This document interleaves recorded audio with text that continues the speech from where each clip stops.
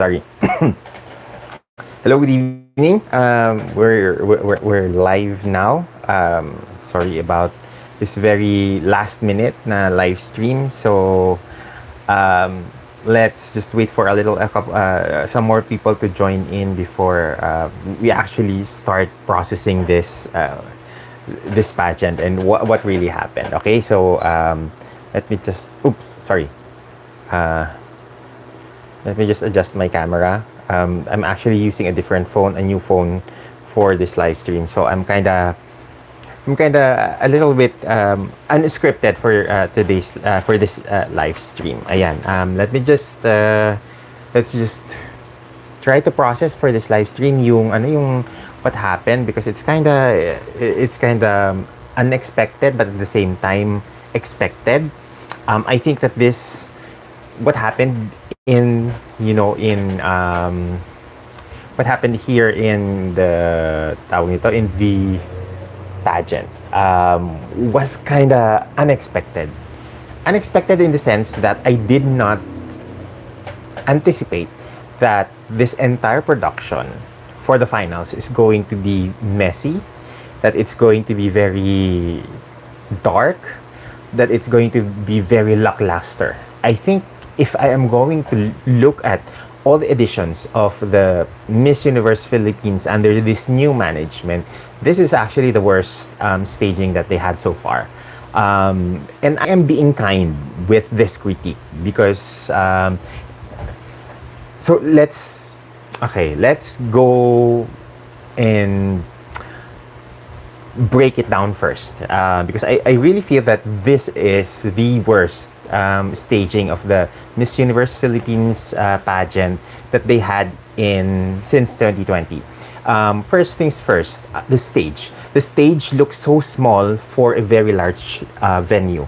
The MOA Arena is one of the biggest venues for live concerts, for live events, and I don't think that the stage was very much utilized. Second, I thought that it was only me who thought that the stage looked very dark.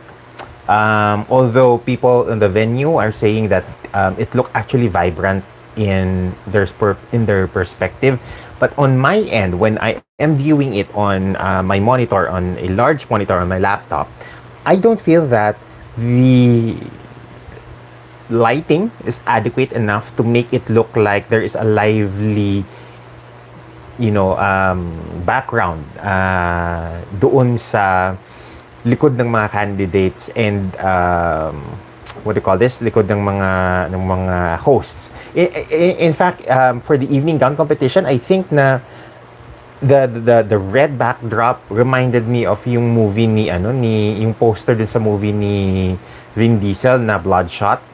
Na it's so very red and black, and I also feel that it was like taken from a promo poster from The Glory ni Song Hye-kyo.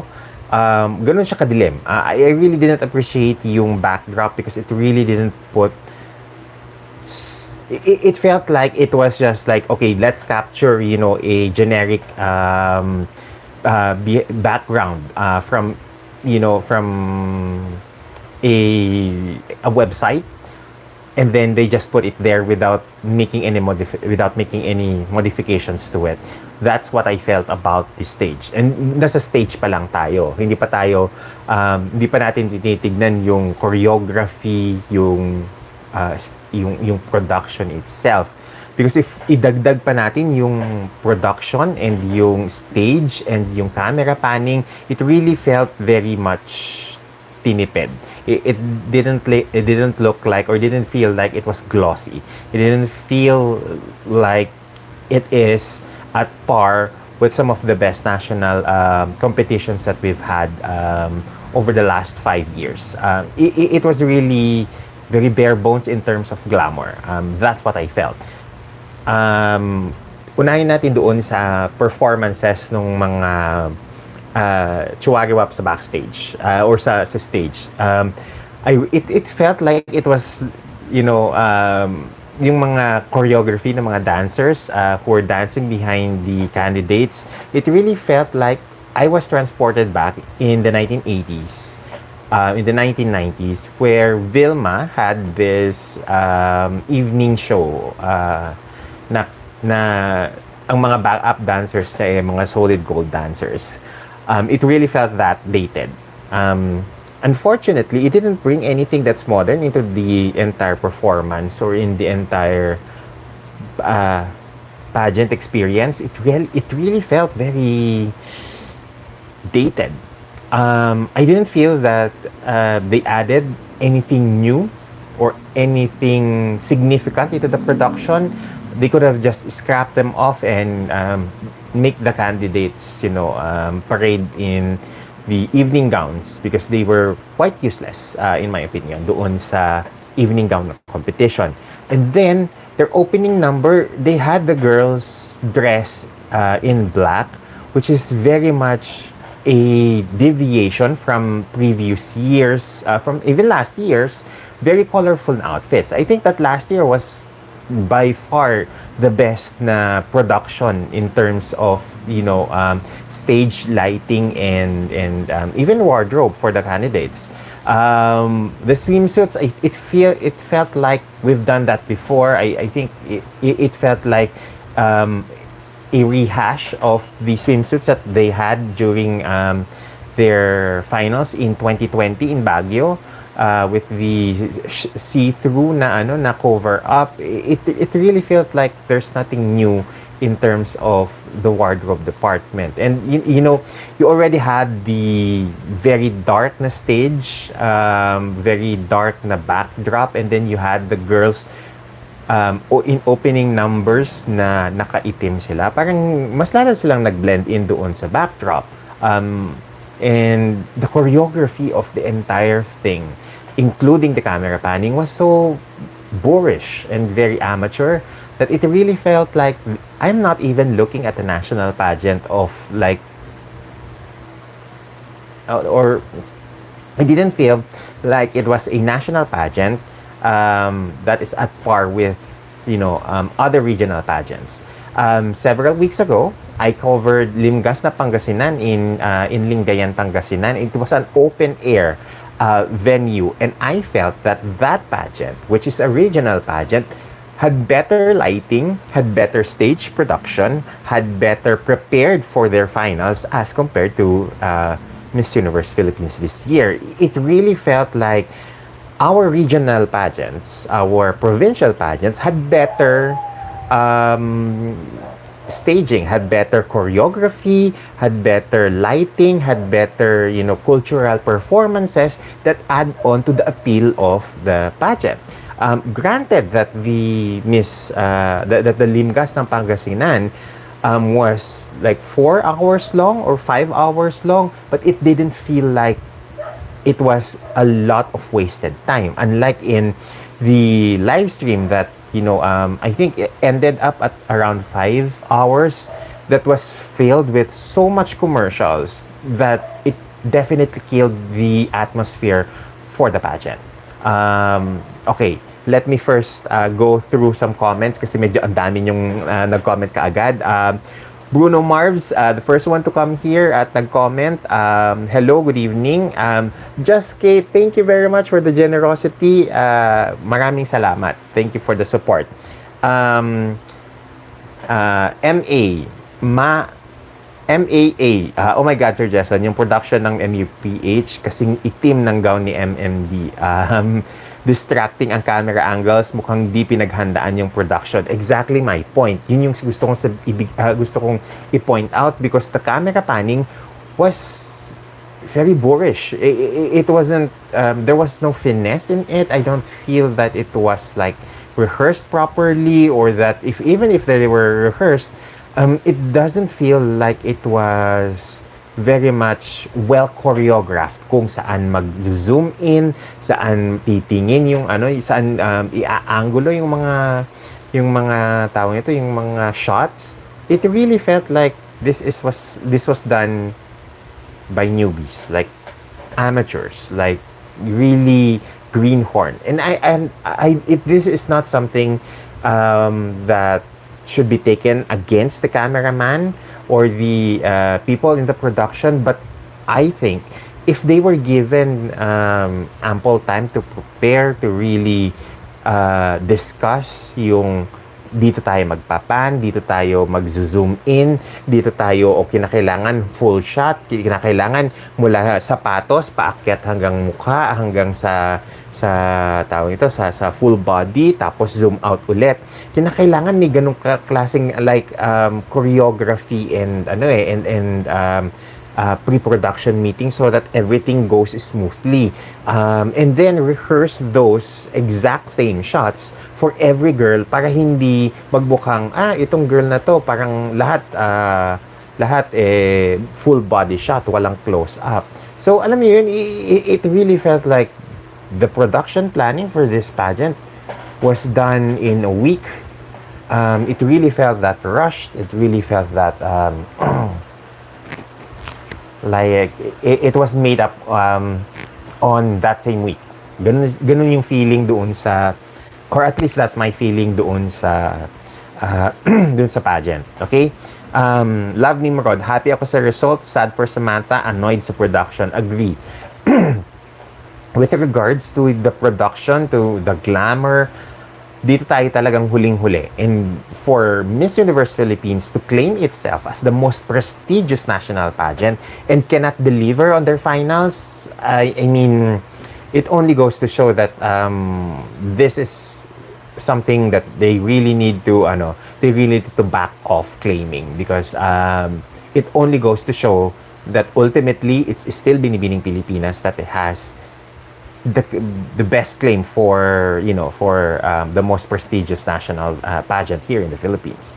The only thing that I see that is the redeeming factor of this production this year is the fact that they had great girls. Had it been that they had mediocre set of candidates, then they would not have gotten away with it. And a lot of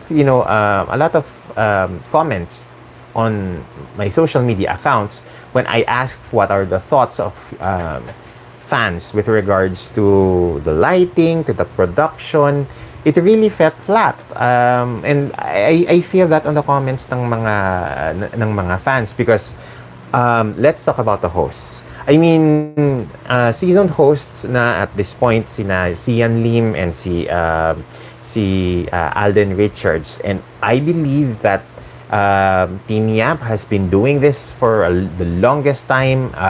Maureen is a very good speaker, as well as Zozy being really good at speaking. However, when I'm looking at the entire pageant, I felt that it was actually Zozy who was doing her job the best, as well as Alden Richards in terms of delivery, in terms of the naturalesang magsalita. And this is very surprising, because I think that kung tutuusin, si Yan Lim seasoned host na yan, and I still think that he looks flustered on certain occasions doon sa pageant, like yung announcement ng top 18, and then suddenly it became a top 10, and then it became a top 18 once again because of some glitches. And SGV being tabulators for the longest time should have like a backup plan had something go awry, and for them to go to manual tabulation and then go back on their, okay, we already announced a top 10, let's go back to a top 18. It was like, okay, something went wrong here.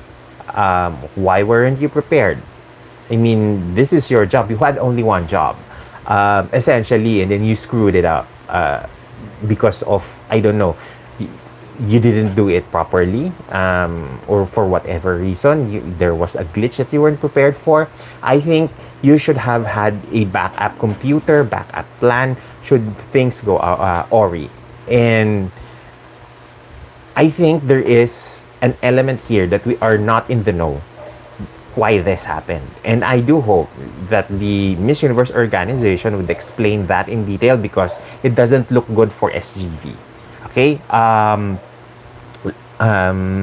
Okay, ang dami nyo ng comments. Sadali lang. I am, this is the first time that I'm flustered with all your comments kasi ang dami na. Okay. Si Roscoe is here. Sabi niya, I have to agree with you, Sir Jason. This looked to be the most unorganized MUP production. Lorlast, oh my God, I feel sad for Bohol. Saka natin pag-usapan si Bohol because I think yung yung previous ko na video explaining that I think Bohol is perfect for Miss Charm, Krishna is perfect for Supra, and Michelle is perfect for Miss Universe Philippines. I think magkakatotoo yung sinabi ko na yan in my previous YouTube video. So maybe pag-usapan natin yan a little bit later. Okay? Sabi ni MAA, agree ang lamyan ng opening. KG, I woke up early to watch the coronation night, 6 a.m. Central Time. Kinda disappointed. It started early and there were many commercials. The show should have lasted for at least 2 to 3 hours only. I agree because I posted it in my Instagram stories that this felt like it was a commercial that had pageant elements on it. Ganun siya katagal. It really didn't feel like this was planned fairly well. And it kind of seeped in on the announcement of the winners because, pansin nyo, you didn't see that all candidates were there during the announcement of the winners, which usually is the case in any pageant, that all the candidates would be lining up the stage for the announcement of the winners, and once the winners has been named, they would go in, congratulate the winner, and basically show of sisterhood for the winners. And that did not happen in this year. It didn't feel like, okay, so where are the candidates? Where is the sisterhood? What happened? Diba? Okay, Love Nimrod, sabi niya, nakakahiya lang dahil ang daming mali na nangyari. Totoo. It really felt like this is rushed, it's messy, unorganized.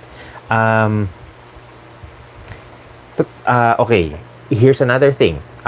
MAA points this out, very succinctly. Mas marami pang exposure yung mga politiko kesa kay Celeste, who is the reigning queen. And that's kind of true. Bandang huli na lang kasi lumabas si Celeste. So parang ano yung pinapahiwatig ninyo?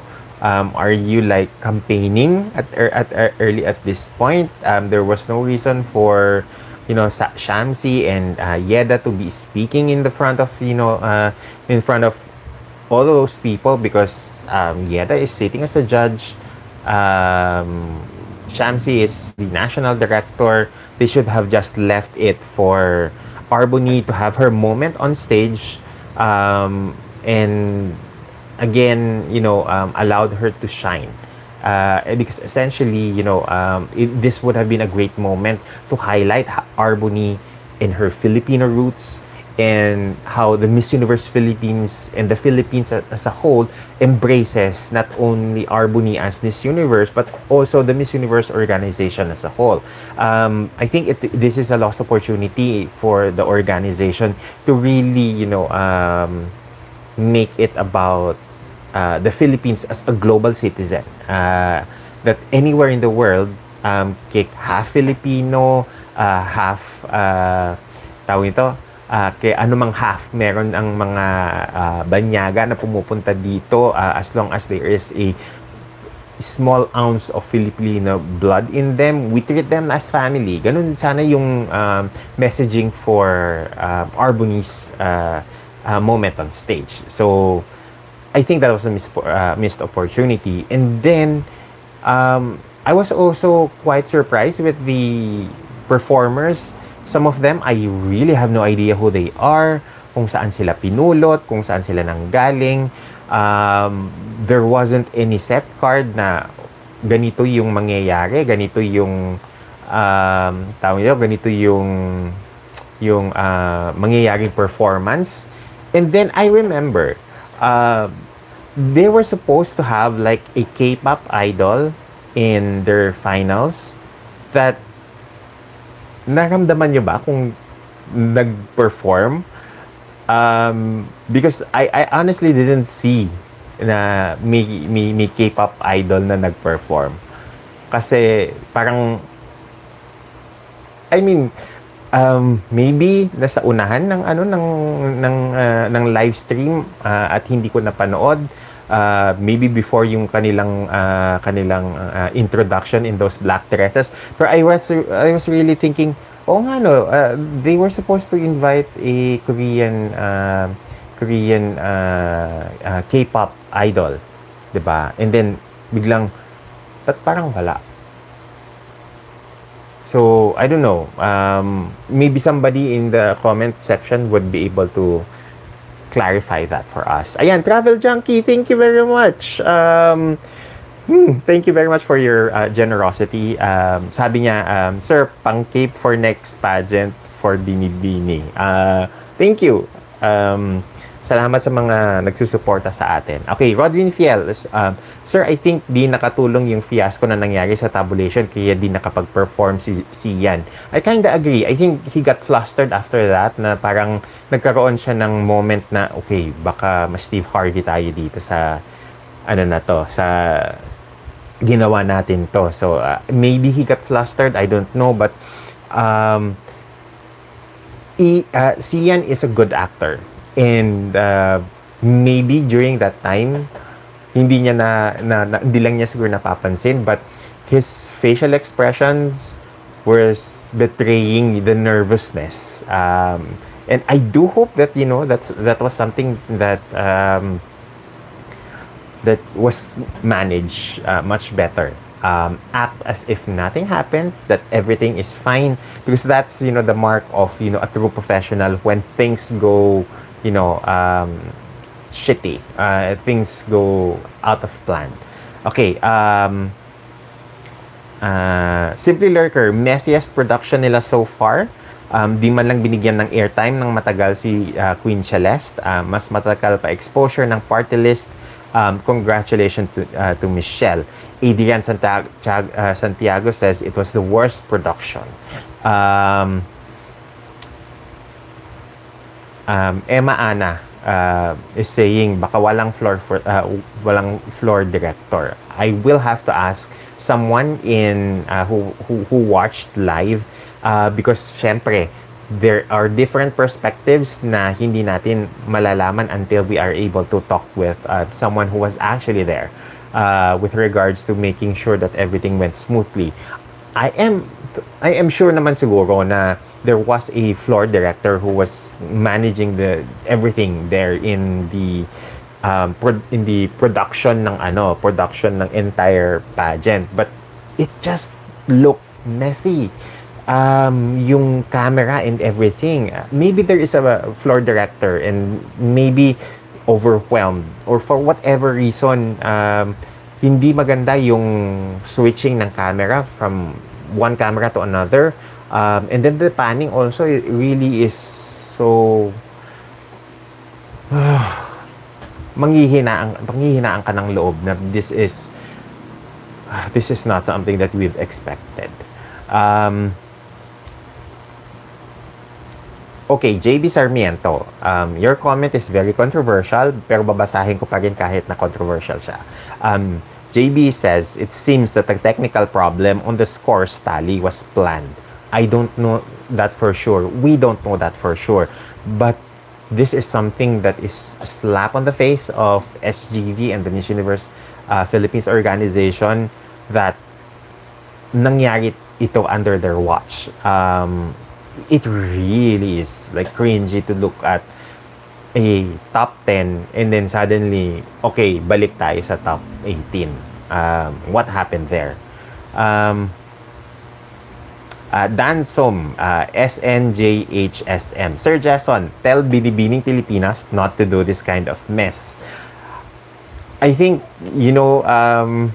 Binibining Pilipinas, even in issues like yung antagal ng announcement ng winners last year, they were able to handle it well because ang nagsalita is si Catriona. And I think that having, I don't know, with Binibining Pilipinas, because of, the trust that people had or have for the brand, they know that kung magkaroon ng aberya, kayang ayusin yun ng Binibining Pilipinas without making it look like it was a mess. Okay? Na sobrang makalat. So, this time around, I don't know how are they going to explain the top 18, top 10, top 18, then cut to top 5. That was like a drastic cut from 18 to 5. So, I don't know, maybe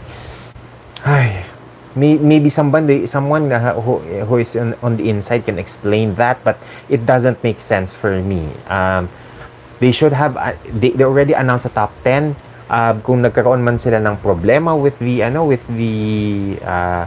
the tabulation of scores, they would have just, okay, there's a top 10, there was an error in the tabulation. Instead of making it like it's like back to the top top 18, let's just put in a top 12 so that whoever was nagkamali sa scoring, or for whatever reason, siya na lang ipasok na lang natin, and we just make it appear that this is like a wild card na spot, or something similar to that.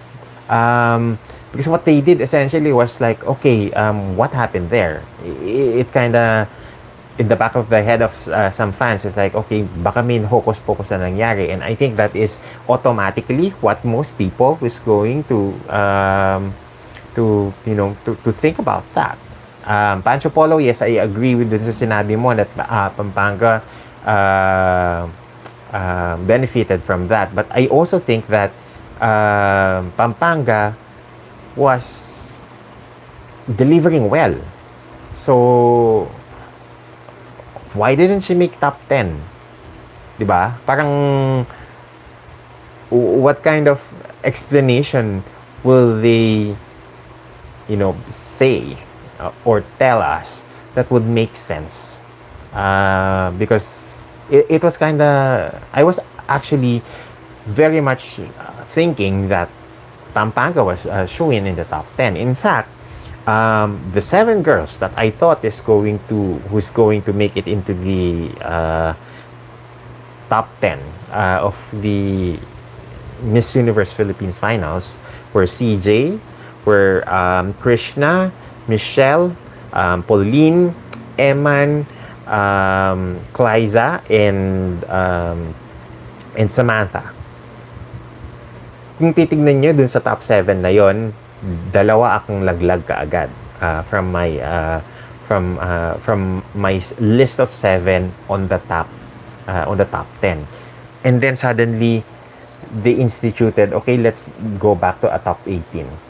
I mean, it kind of felt like, okay, hindi niya ba napag-usapan to, or ano bang nangyayari behind it? Because it really is messy. When you have a messy pageant like this, people will think that results have been rigged, despite the fact that I've mentioned in my previous na mga videos on Miss Universe Philippines that Michelle is, a heavy favorite, and Michelle on paper is perfect as a candidate for Miss Universe.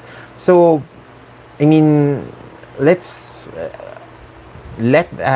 see what's their explanation with all of this, with all of this mess, because the very lackluster production, the very meh stage design, it all feels like this is just a rehearsal for a bigger event. Ganun yung itsura niya, ganun yung pakiramdam niya.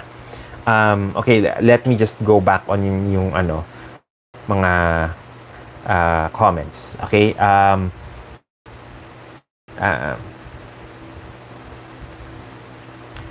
Sandy Rocha, yung opening number, I think tape, hindi pinakita yung Korean artist na nag-perform. May nakita ako sa IG story niya na nagpe-perform sa opening pero ang nasa stream is yung lakad-lakad ng mga girls. So, what's the point na you're going to sell tickets and tell everybody, invite everybody to watch the Miss Universe Philippines, pageant, only for the guest performers to be performing via tape na mga segments. Does that make sense?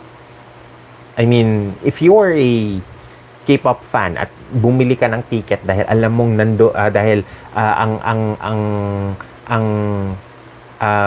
verbiage na ginamit ng pageant is made it feel and seemed like pagpe-perform live yung K-pop idol na favorite mo, you would buy tickets.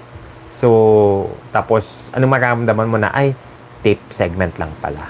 'Di ba? Parang kinda false advertising ang pakiramdam. And then also, I love Jessica Sanchez, but my God, for how long do we have to always see her perform at Miss Universe Philippines? Because there's no change. Since 2021, nag-perform na siya. Last year, nag-perform din siya. This year, nag-perform din siya. Parang wala na ba kayong maimbitahang ibang guest? And what happened dun sa mga sinabi nyo na it's going to be an entertainment bonanza, na parang yung mga post on their socials na uy, mukhang maganda maganda tong pageant na to dahil bongga ang mga guest, bongga ang mga ang mga invited na magpe-perform, and then you get this you get this parang mess. 'Di ba, parang ano ba? Anong meron? You're over-promising and under-delivering, and it's kinda, I don't know. Okay, Mark Sobrajahani, I agree overall, Arboni's trip to Manila is extremely lackluster, walang dating. It was filled with banquets and events that is really irrelevant. Pancho Polo says they totally missed out on the 50th Jubilee of Margie's win. She should have been on stage instead of Yeda. I kinda agree. Who ran in Miss International, lost opportunity to showcase the MU legacy that the MUPH is now carrying. The problem with that, Pancho Polo, is that first things first, Margie is Binibining Pilipinas Universe. Nakadikit sa kanya forever ang Binibining Pilipinas. Second, even Yeda, ang nakadikit sa kanyang title is Binibining Pilipinas International. Just because of this political shenanigans that Miss Universe Philippines seems to always be in favor of, at some point, even Shamsi ran for Congress via a party list. It really felt like, okay, are we going to address the elephant in the room here? That this seems like very much of a campaign and visibility to make visible for fans to think na okay, may mga ganitong party list that exist, and maybe next time kinakailangan natin tandaan tong mga party list na to. So yun yung pakiramdam.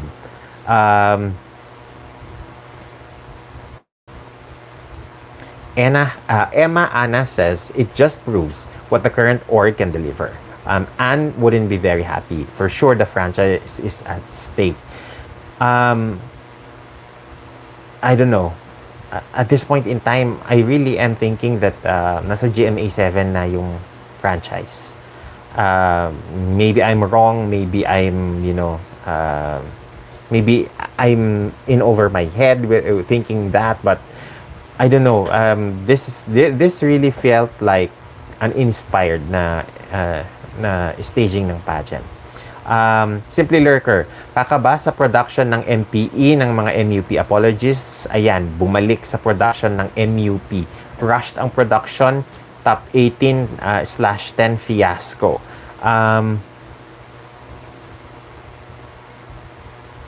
Sabi ni Paul A, exclusive lang po yung K-pop performance para po doon sa mga nag-attend live. Nandun ba siya nag-perform live? And I don't know. If you're going to do that, then i-reveal mo ng maaga. Sabihin mo ng maayos na special performance, special live performance, and tapos maglagay ka ng disclaimer na this will not be shown sa tawag nito. This won't be shown to your online audiences.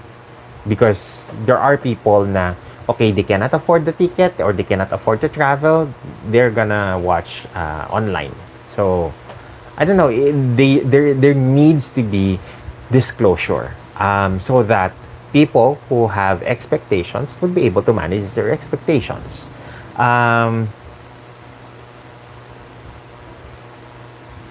JRC, I have a feeling na the first question for the top 5 is supposedly for casual interview for the top 10, pero since nagkagulo, nilagay na lang yung question for top 5.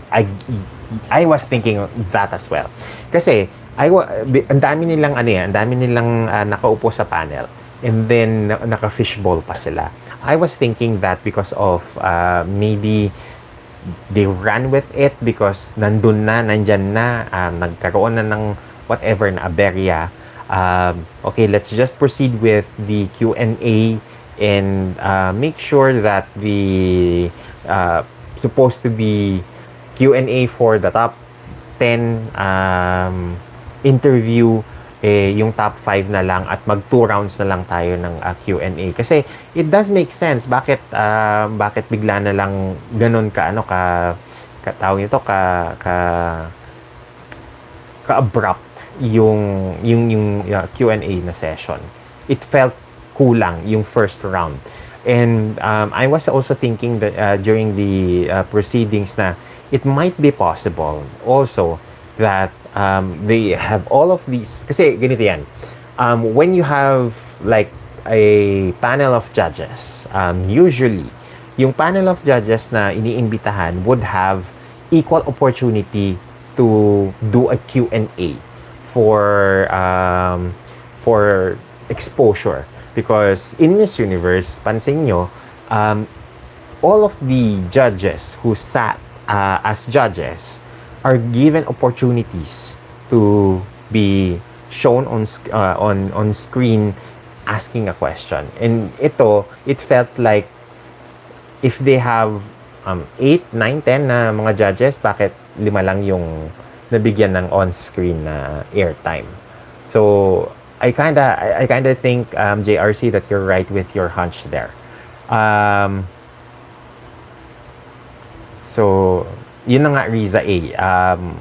Because Riza A here is asking why was there no casual interview? They took a shortcut ? So maybe that's it. Okay. Donnie Ray Enriquez says, sad to say, MUPH getting worse. I think it should need to give it back to Binibining Pilipinas, lively, class, and glamorous. Richard Edmond Bell says, very school production ng mga dancers at patela. That is so correct.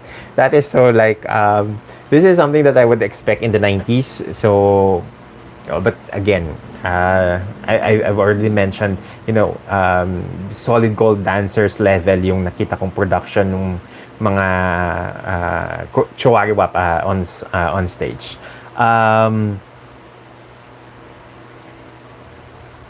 Okay, Roscoe, thank you very much. Thank you for the coffee for tonight's live. Yan, I'm gonna make sure I'm gonna have coffee tomorrow. Thank you for the for the support. Alam mo, pasalamatan lang ako sa inyo dahil meron sa inyo yung generous enough na magbigay ng pangkape. Maraming salamat. I really appreciate, these small gestures of your generosity. Nakakataba ng puso, especially for someone like me. Ayun, sabi ni Rod Vinfiel, may floor director, sir. Sa opening number and introduction, kita yung kamay ni floor director. Ayun, hindi lang nagawa ng maayos yung camera panning, and for whatever weird na reason, it really looked amateurish yung kinalabasan ng pageant. Okay, eto na tayo. Simply Lurker. Sayang si Sampan, grabe si Baguio, iba ang stage presence. Pwede sa Miss Universe. Siguro build up lang ng credentials since bata pa siya. That's the thing. Ilang beses na tayong nag-waste ng mga binibining Pilipinas queens sa NUPH. I think at this point in time, it's no longer, it's no longer a fluke. Hindi na siya coincidence. I think it's a pattern. So, let's just be, let's just be mindful na mga crossovers from mga crossover queens be part of the top 10, be part of the runner-up, be part of the court, but don't expect too much kasi it really is, it really is an uphill battle, especially for mga talents that are really associated with certain camps. So, ayun. Pichi Aquino, sabi niya, they should go back to Miss Araneta and ABS-CBN. Will handle the production since Shamsi brought the org. It went to nothing. Bohol deserves the crown. Super luto. Pichi, I don't think naman that Pauline is wasted for not winning MUPH. I think that she would be the best candidate that we can bring to Miss Charm International. I think that Krishna would be great at Miss Supranational because Krishna has the body proportions, has the face, has the pasarela to really make it good on that competition later on. My only worry is, will they be able to have enough time to prepare? Because if Krishna is, going to Poland by the month of by mid-June or on 20th something of June, kinakailangan her team should start hitting the ground running. Yes, Emma. Emma Anna says, yes, for whatever reason, they missed a lot of important details the camera angles are not giving. I agree. Kasi there are times that yung camera panning, kahit na hindi kinakailangan na i-zoom in, naka-zoom in siya. Tapos, pag kinakailangan i-zoom in sa detalye ng gown, ng damit, ng hair and makeup and whatnot, biglang nag-zoom out. So, I get you on that. Really missed the ball on that. Riza A, sabi niya, I think SGV will deny accountability to the technical problems. They're tried, tested, and reputable auditing firm. So, kung yung may mga chismis na may deliberation na nangyari, then labas ang SGV doon. But let's wait and see what are they going to say and tell about what happened and explain that. Nasa na ba tayo? Oh my God. Hello the universe. Nasanay na kayo every year may politicians sa stage. Okay, ang sabi niya is sabi niya hello the universe. Masanay na kayo, meaning let's get used to it. That every year there's a politician on stage. So I didn't know that MUPH has become a political, rallying point for politicians. But hey, we make do if this, this party list is helping fund or helping the Miss Universe organization for whatever, you know, means, financially, emotionally, spiritually, and whatever Lee there is. Okay. Pichi Aquino says that the hosts are horrible. First, everything was messy. I don't think naman that they're hosts. The hosts are horrible. I think that they had to make do with whatever the situation is, right? Um, I, I I think that okay. This pains me to say this because I love Maureen.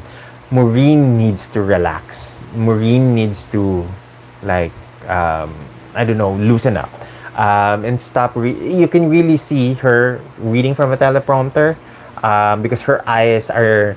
If the camera is here, her eyes are there, reading off the teleprompter, and that's the same thing that I've also noticed with Team Yap, and I think, you know, them as backstage correspondents, really didn't feel that there was a chemistry there. So I don't know, maybe shake it up. Maybe the better option would have been Zozie and Maureen doing the backstage correspondent, and then Zozie switching between one of the two male hosts every now and then, so that you make it like a rotation for the main host and for the backstage correspondents, so that there is like a dynamic into this very boring na pageant. Having to switch out the different hosts would have been a great way to add interest to the pageant. Okay. Saldi Salen, they missed on Margie Moran's 50th anniversary of winning Miss Universe back in 1973. She should have been on stage for a minute or two, tribute for a minute or two, tribute or kahit man lang yung winning moment niya. Again, Saldi, that is the idealistic way of doing that. However, if they did do the Margie Moran route and really gave her like a tribute moment, where are they going to get, you know, the credence to do that? Because Margie Moran is not a Miss Universe Philippines winner. She is, up until to this day, a Binibining Pilipinas Universe winner. In fact, if I'm not mistaken, the title of Binibining Pilipinas Universe, Binibining Pilipinas International, started during the 1970s. And if I'm not mistaken, Margie is one of the first, you know, first 5 winners to actually be crowned as Binibining Pilipinas Universe. So it's kinda difficult to acknowledge Margie Moran as Miss Universe without acknowledging her first as a Binibining Pilipinas winner. And knowing MUPH, they're not gonna do that. So that would have been, you know, very that would have been like admitting that Binibining Pilipinas is still the more prestigious na pageant if they did that. However, what they could have done is to show clippings of Margie Moran's winning as Miss Universe in Athens, get licenses from, you know, Paula Sugar to use archival footages from the Miss Universe organization, so that they are able to make use of those into their what do you call this, into their pageant.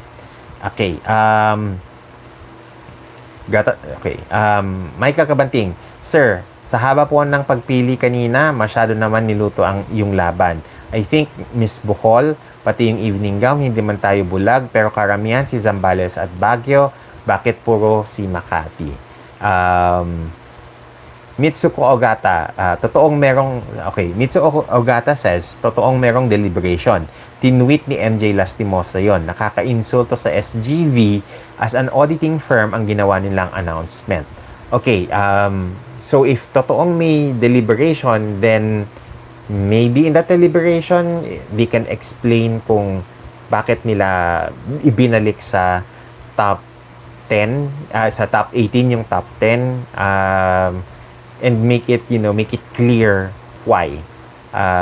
Because it kind of defeats the situation that you have a top 10, announced it, and then may deliberation na nangyari. Why didn't this deliberation happen before they announced the top 10? Bakit after the top 10? I mean, do you get what I mean? I hope that they can clarify that. Okay, sabi ni Chris Galguera, di ikaw na mag-produce at mag-direct. Chris, paalala lang ha, hindi ako ang may ari ng pageant na yan. And if they are screwing it up, yung trabaho nila, hindi ko trabaho na linisin yung mga pagkakamali nila.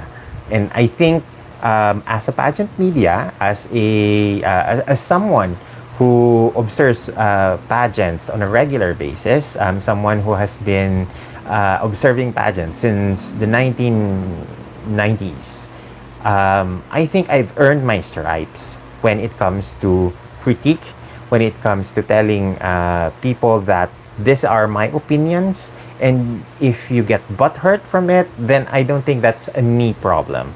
I think that's a you problem. So, hinay-hinay lang din sa pagko-comment dahil madali lang ang mag-block, madali lang ang magtanggal ng subscribers. Okay?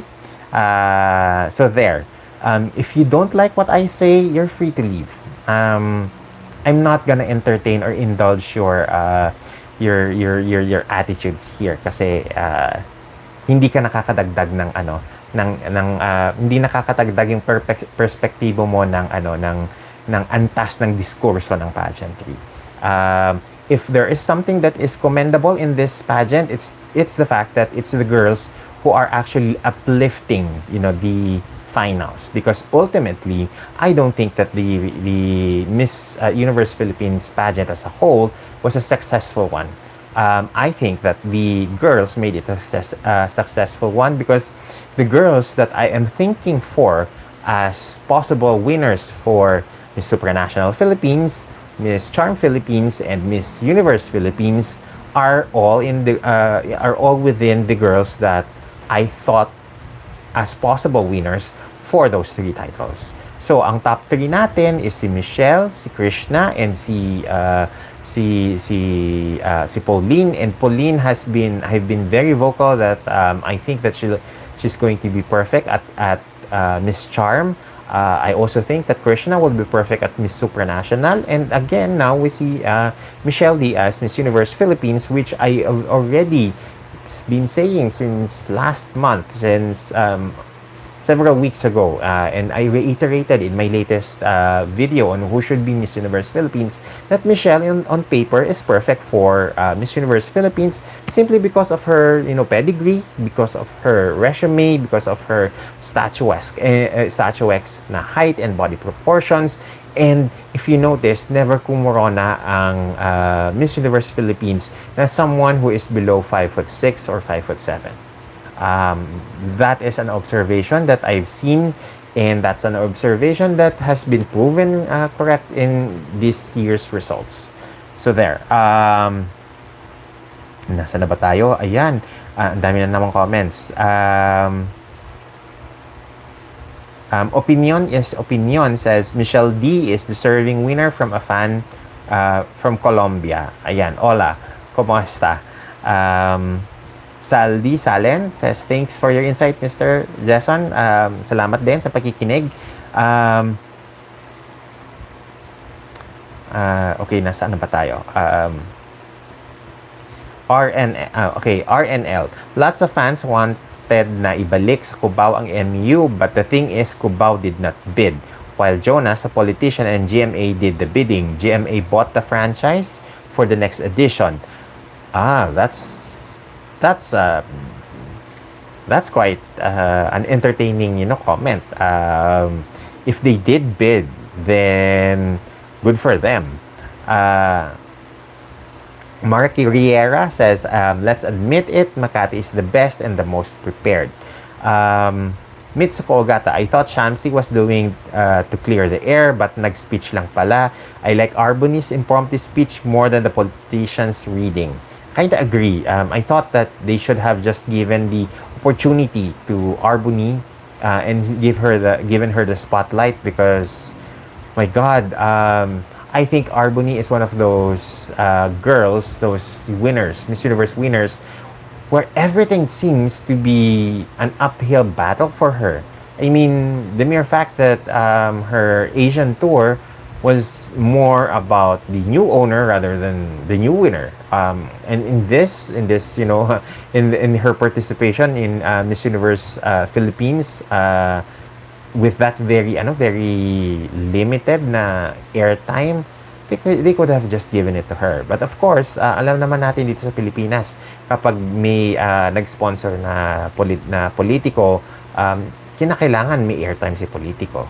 So, maybe ganun ng kalakaran. I don't know. Nasa na ba tayo? J. Britannico, okay with the results, not with the production. Same here. Rowan Santa Maria, hi Sir Jason, managed to make it. Bonjour from Paris. Ang sakit sa puso ko, it's the Binibining Pilipinas girls who hurt the most year after year. We have to be, at this point, immune na sa ganyan, because I feel that there's nothing we can do anyway. It's there. It's something that we have to deal in year in, year out. So, Dorothy V. Jones, Baguio will be the first to vie for a title. Best of luck. Heart. Ryan Atienza, Sir Jason, parang may laman ang farewell message ni Celeste, or maybe it was just me. Hindi lang ikaw yon. There is definitely some hugot there, and I'm gonna try to ask around what happened, because she was barely visible throughout the entire pageant, the entire finals. Tapos yung yung final walk niya parang very lackluster, na tipong wala man lang montage for her, for her achievements during her reign. Ano yung mga nagawa niya in terms of yung kanyang mga advocacy, sa kanyang mga social causes, at least highlight that para hindi naman magmukhang wala siyang ginawa in her reign. So there. Bettina Ramos, can Krishna still go for the MUPH crown? I don't know if there is a rule on that, but I hope that they can clarify later on. Ayaw natin na maging Natasha, Natasha Zuber ang ang case niya, 'di ba? Dominic Martin Mission, hi Sir Jason, watching from Perth, Australia. Observation, Sampan's performance was earlier was lackluster. Do you have any idea what happened to her? But I'm so happy for CJ. I don't know as well, because she was doing well in the swimsuit rounds, but then pagdating sa evening gown, parang nawala yung kanyang spark. So that definitely, affected siguro her placement in the pageant. I'm also thinking that maybe she got rattled by the sudden change na from top 18 to top 10, tapos biglang hindi, balik tayo ng top 18. So it kinda probably, if it was if I were in her shoes, mararattle talaga ako, because I even saw Eman's performance was lackluster as compared to yung kaya niyang gawin, because I was able to observe Eman during a mock pageant for her and Krishna. And Eman, on a technical level, is very well skilled. So I don't know. I have this, this suspicion that that the girls who are very strong communicators, like Eman, like Liza, and of course Samantha, they needed to be eliminated in order for some girls na umangat sa rango yun yung pakiramdam. That's the feeling that I had when I noticed that the girls who are really strong communicators were left out from the top 5. Maybe that's just me, but I think that reading on my part would be very valid with the eventual results. So kita nyo naman na yung top 5 when they were asked, very in the now political and social issues, some of them skirted yung answers nila, that they didn't really hit the questions on the head. But pagdating doon sa final answer, which is, I believe, a much easier na tawag ito na question overall, they kind of did much better on the second half, the second round of questions. Kasi napakadali naman kasi nung questions, in my opinion. If it were me who was asked ano yung mas magandang, mas mahalagang contribution ng Pilipinas aside from its tourist spots, it's of course yung hospitality ng Philippines. And I think that answer I can even expound to say that because that hospitality is a reflection of Filipinos recognizing the humanity in each people, because I think essentially that is what the Filipinos do, because exhibited by the way that we are welcoming to immigrants when there was this exodus of German Jews from the Second World War. Manuel L. Quezon opened the shores for refugees, for them to stay in the Philippines. This also happened with the White Russians. This also happened just recently under the administration of Pinoy, kung saan he opened up the borders of the Philippines for Rohingya na mga Muslims to essentially seek refuge to the country. So I think yung ganun na tanong, napakadaling lamanan ng sagot. And I think yung nag-top 5, had it been that it was a top 10 with Eman, with the likes of Samantha and Cliza, they would have nailed those questions dahil they are arguably the best communicators in this batch. Ayan.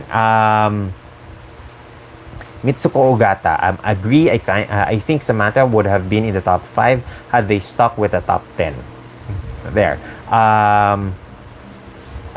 H. John, Panilio was eliminated because she did poorly in her gown. I kind of have to agree with that. There was hesitation in her eyes during her evening gown performance. Okay. Nasaan na ba tayo? J. Britannico, would MMD's advocacy fly in MU? Advocacy wise, though, I think Pauline has more of the transformational leader vibe to it.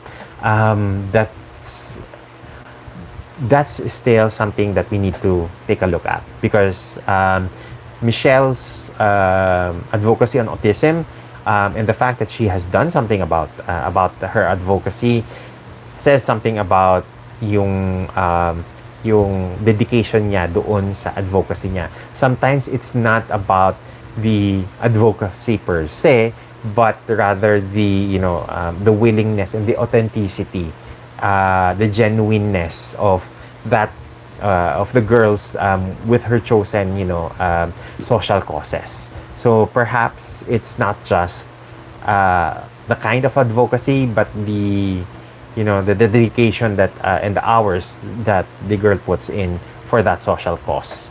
So yung kay saan ba tayo? Zer Bailose says kasi yung advocacy ni Bohol ay malakas. Yung kay Pau is pang transformational leader talaga. I agree with that in all fronts. However, I don't know kung paano yung voting nila, kung paano yung naging scoring nila, because maybe they just went to yung naging they just stayed true to their memo that it's not about the advocacy but it's about the personality. So let's let's wait and see kung paano nila iayusin yung yung aspect na yan. Maybe it's not advocacy talaga for Miss Universe Philippines. Ayun. Nasaan na tayo? Nasaan na ba tayo? Okay. Tiano Pelayo. Kaya po ba nanalo si MMD kasi ang gusto nila ipadala sa El Salvador is an Asian Oriental looking queen? I don't know. But we've been telling for the longest time na favorite ng org si Michelle. So and same goes for Pauline. So you know, maybe one of the judges said na maybe nagtay siguro yung mga girls, and I don't know. I really can't explain. But I think for me, they got it right with Michelle. Because again, as I said, on paper, in terms of advocacy work, in terms of yung physicality, in terms of yung body proportions, Michelle would be, you know, very perfect sa Miss Universe na competition. My worry though for her is yung technical aspect niya, kasi parang I felt that much like the Miss Universe Philippines finals this year, Michelle actually retrogressed in terms of her technical skills, in terms of presentation. I don't know what happened, but I do hope that whatever issues on the way that she delivers yung kanyang performances on the technical aspect, malinis nila ng maayos, because yung transitions na kanyang mga facial expressions on stage is a little bit, you know, rough. Medyo matigas pa yung transition. So I need her and her team to work on that.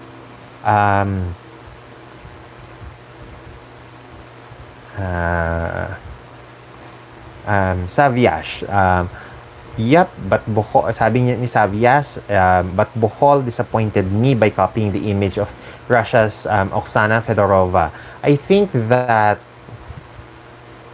because Pauline has a more boxy body, Pauline had to wear something that would make her look taller, and a trapeze dress would essentially make her look taller and slimmer. So I don't think that it was a copycat it was a copycat gown of Oksana's, you know, Gucci gown. But I think that the intention was to make her look, much more slimmer on stage.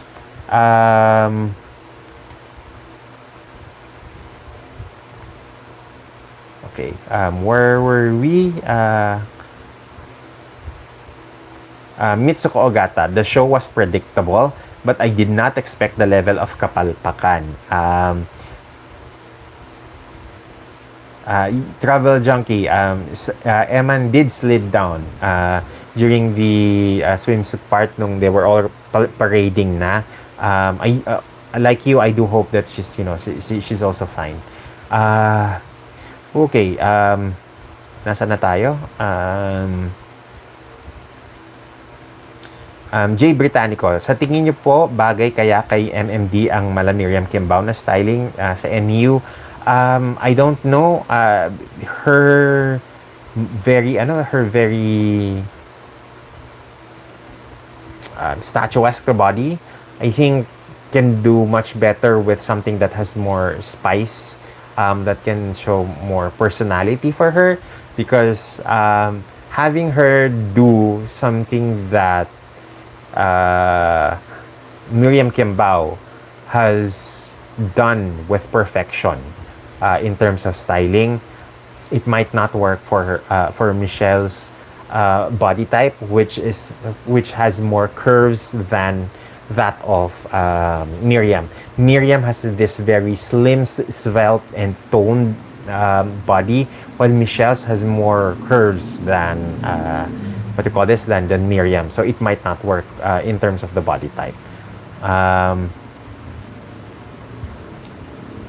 Yan, Dominic Martin Mission, my opinion. I don't think Pau is ready at all. She is a good communicator, but her pasarela is not par with the other girls. As per the Sovereign, this is Miss Universe and not Jeopardy. Pinoy Musika at iba pa. MMD won the crown, but Pauline won the crowd. Ayan, Rowan Santa Maria, I hope that MMD would become much more reachable and accessible. I think this is going to be her biggest hurdle to win more hearts on her side. I agree, and I do hope that whatever the campaign that she's going to mount for Miss Universe, it would be tailor-fit to her strengths. Siguro it's about time na tanggapin na lang natin na ito na talaga yung personality ni Michelle, and instead of making her be more than what she actually is, to be more outgoing ganyan, then we just accept her for just being there, for just being who she is. Maybe that might be the formula that would work best for her, to be authentic, and not to be someone who is putting on airs or putting on a personality just because that is needed for the competition. Siguro naman she has enough time, to iron out the finer points of her campaign. Malayo pa naman ang Miss Universe. I think she can sit down, relax, and then start her game plan a little bit later on. So anyway, ayan, this pageant for me overall is polarizing, because on one hand I am quite happy with the top three, the results of the top three of this pageant. But on the other hand, I felt like this was such a letdown, because you had a very strong strong group of like 5, 7, 10 girls, and then they weren't allowed, or they weren't given the chance to really shine on stage, to really bloom on stage. There were a lot of missed opportunities from their opening number, from their wardrobes for the swimsuit that looks been done before, their opening dresses that was really flat with a dark background, the choreography and the camera panning that didn't really expose the best of these girls, their best angles, or the best of their capabilities, that they didn't really showcase their technical capabilities on stage. There were a lot of wasted camera angles that really didn't give justice to the performances of the girls. There were a lot of camera panning that were really inopportune in terms of the moments that they chose to zoom in and zoom out. And the overall pace of the pageant itself was dragging at points, and at the same time too fast at certain areas, like the top 5 Q&A. And then I don't know about how you feel about the results, if you're happy or not, but it could have been better. They could have delivered it much better, in terms of the way that they handled the top 10, top 18, top 10, top 18, top 5 fiasco. I hope that the girls who have been crowned would start preparing for their international competitions. If Krishna is sent to Miss Charm, if Pauline is sent to Miss Supranational, then at least whoever is sent to Miss Supranational should be given opportunity to, to I don't know, to start preparing now as soon as possible. I also hope that the debate between the fans of Michelle versus Pauline kind of subside a little bit. Pagpahingain na muna natin yung mga girls with regards to that. The last thing that we want to happen is magkaroon ng masyadong malaking friction between the fans of one girl versus the other, that it becomes a problem in terms of working relationships with each other.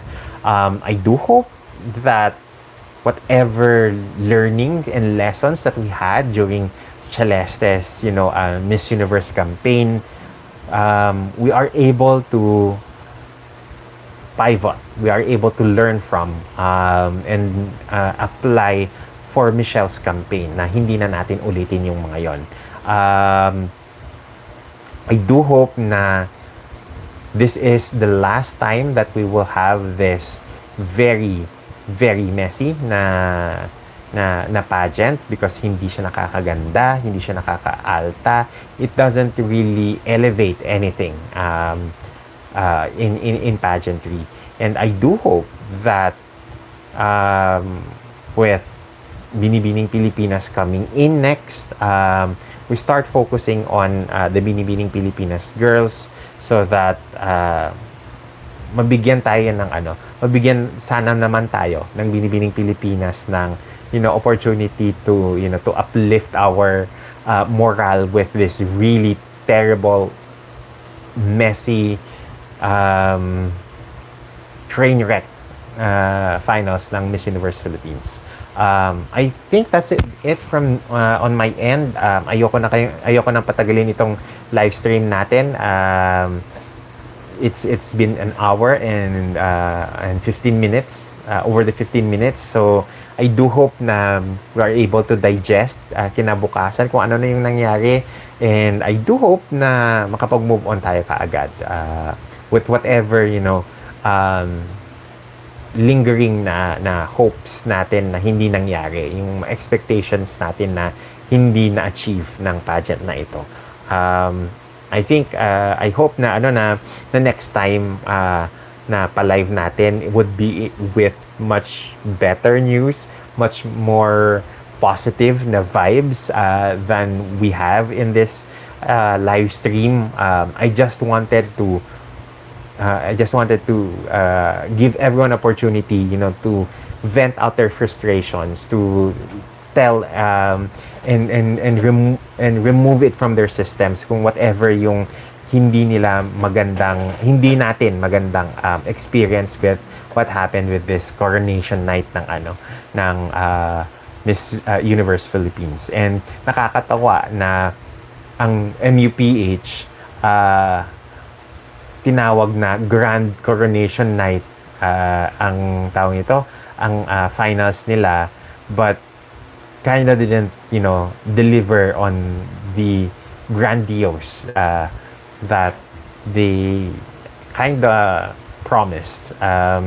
They really, overpromised and underdelivered, in my opinion. So I hope na next time matuto sila na if they're going to promise us the moon and the stars, be prepared to deliver the galaxy.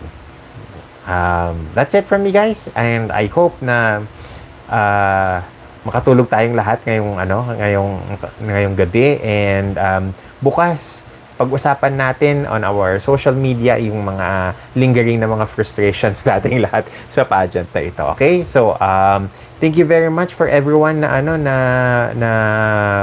tawag ito who joined, and I do hope na this would be a learning opportunity for all, na kumain tayo ng humble pie when it comes to braggadocio on being the most prestigious na pageant when we cannot deliver on our own finals. That's it, guys. Thank you very much for for all your comments. I will be reading them after this live stream ends, and I do hope na you'd continue this discussion on the comment sections. Okay, thank you very much and have a great evening, everyone. See you in our next episode. Bye, everyone, and take care. Good night, and see you again soon.